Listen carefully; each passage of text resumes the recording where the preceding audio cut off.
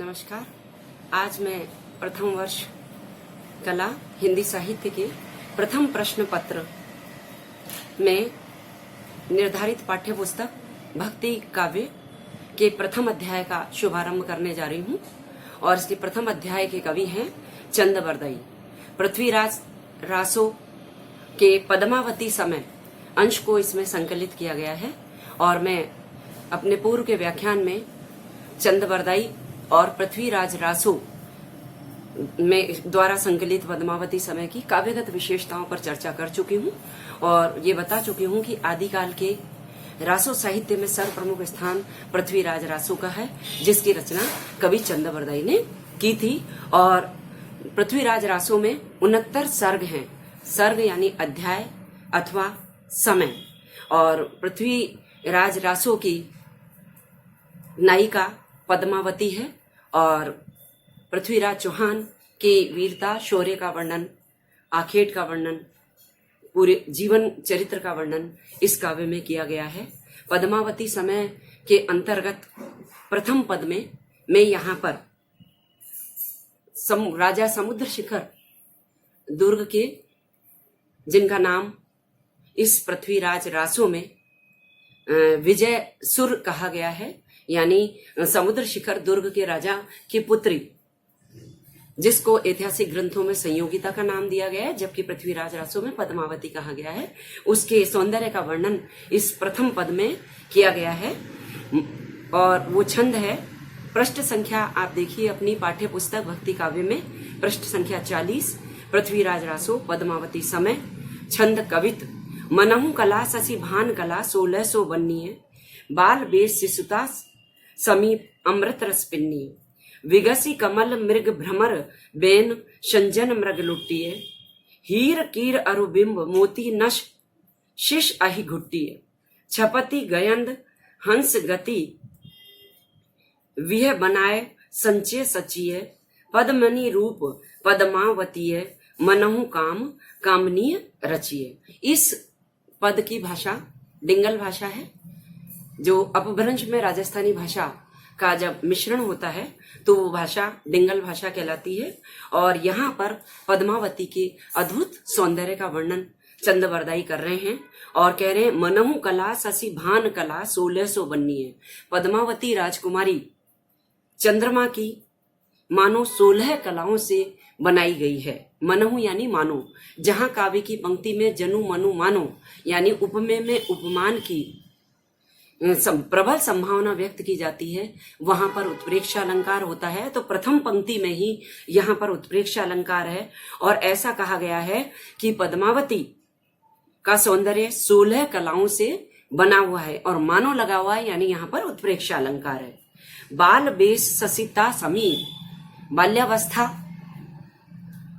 का अंत और ससिता समीप और यौवनावस्था का प्रारंभ, यानी पद्मावती राजकुमारी वह संधि काल में है, युवावस्था में प्रवेश कर रही है, इसलिए ससिता समीप चंद्रमा के समीप जा रही है, यानी चंद्रमा की कलाएं जैसे क्रमशः बढ़ती है वैसे ही बाल वेश ससिता समीप राजकुमारी पद्मावती बाल्यावस्था को छोड़कर युवावस्था में प्रवेश कर रही है और उसके अंग प्रत्यंग में चंद्रमा की कलाओं के समान अमृत रस पिन्नीय, उसके अंग प्रत्यंग में अमृत रस का मानो पान किया हुआ हो, अमृत रस से पुष्ट है उसके अंग प्रत्यंग का सौंदर्य।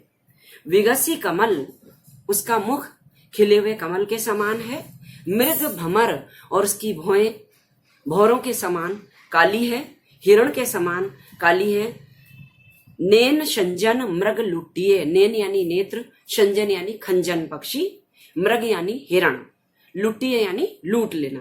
तात्पर्य यह है कि जो पद्मावती है उसके नेत्र खंजन पक्षी और हिरण के सौंदर्य से भी ज्यादा अद्भुत है। ऐसा लगता है उसके नेत्रों के सौंदर्य ने खंजन पक्षी और हिरण के सौंदर्य को भी लुटिए यानी परास्त कर दिया है, लूट लिया है। हीर कीर, हीर यानी हीरा, कीर यानी तोता, तो हीरे के समान उसके दांतों की पंक्तियां हैं। कीर यानी तोते की नाक सुंदर मानी जाती है, तो उसकी नाक तोते के समान है। अरुबिंब, और बिंब फल जो लाल रंग का होता है, बिंब फल के समान उसके होठ हैं। मोती नश शिष्य अहि लुटिए। नश यानी नख, शिश यानी शिख। नख से शिख तक यानी नाखून से सिर तक उसका जो सौंदर्य है मानो मोती की चमक से घुट्टिए यानी बनाया गया है। यानी पद्मावती का सिर से लेकर पैर तक का सौंदर्य मोती की चमक से निर्मित है। इसका तात्पर्य हुआ कि नख से सिर तक, सिर से पैर तक उसके संपूर्ण अंगों में मोती की चमक निर्मित होती है। छपति गयंद हरि हंस गति। गयंद यानी हाथी, हरि यानी हंस, हरि यानी सिंह और हंस यानी हंस। तो गति, उसकी गति यानी पद्मावती राजकुमारी की जो गति है उसकी गति के सामने छपति यानी छिप जाती है। क्या छिप जाती है? हाथी की, शेर की और हंस की चाल भी छिप जाती है। यानी सबसे सुंदर चाल जो सिंह की मानी गई है, हाथी की मानी गई है, मंद मंद हंस की मानी गई है, वो पद्मावती की चाल के सामने फीकी पड़ जाती है। विह यानी विधाता, बनाए संचे संचिए, मानो विधाता ने उसे संचे यानी सांचे में ढाल करके बनाया है। पद्मावती की चाल के सामने हाथी की, सिंह की और हंस की गति भी फीकी पड़ जाती है और विधाता ने मानो उसको सांचे में ढालकर बनाया है। यहाँ पर चंद्रवरदाई ने पद्मावती के अतिशोक्तिपूर्ण सौंदर्य का चित्रण किया है।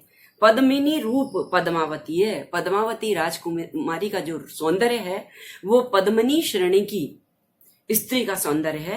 मनहु काम कामनी रचिए। मनहु यानी मानो, काम यानी कामदेव ने, रची यानी बनाया है, कामिनी यानी स्त्री को। मानो स्वयं कामदेव ने इस स्त्री की रचना अपने हाथों से की है। इस प्रकार इस पद में पद्मावती जो राजकुमारी है, राजा विजयसुर जो समुद्र शिखर के दुर्ग के राजा हैं, उनकी पुत्री के अद्भुत सौंदर्य का यहाँ पर चित्रण किया गया है। एक बार फिर सुन लीजिए।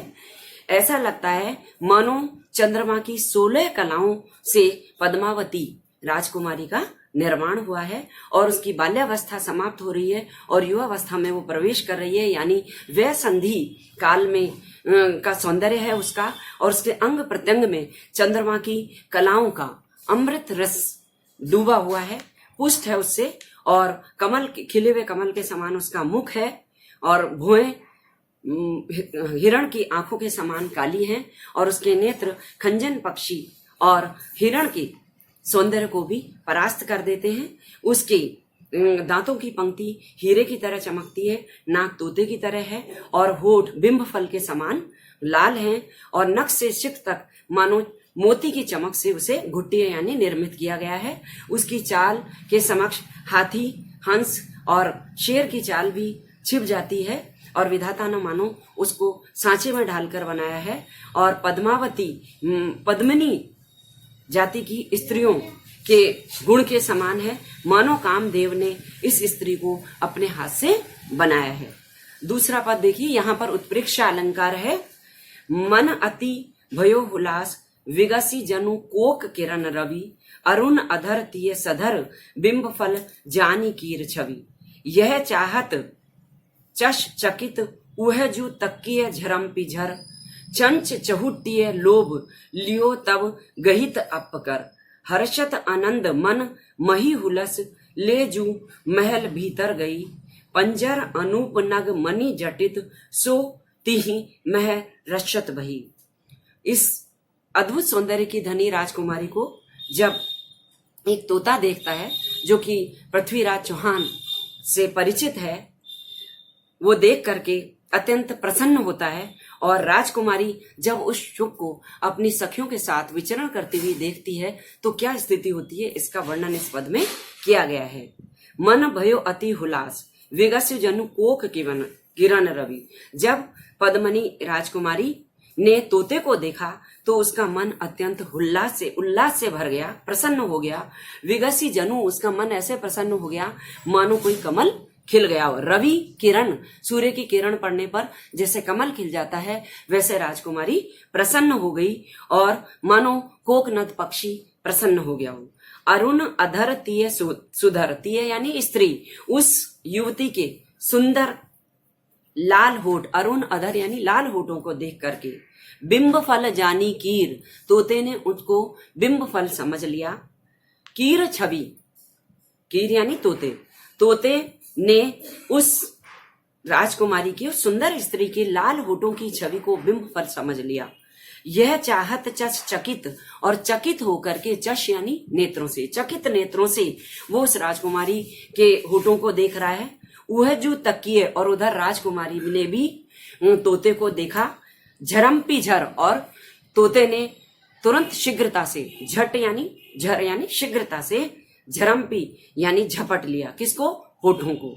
और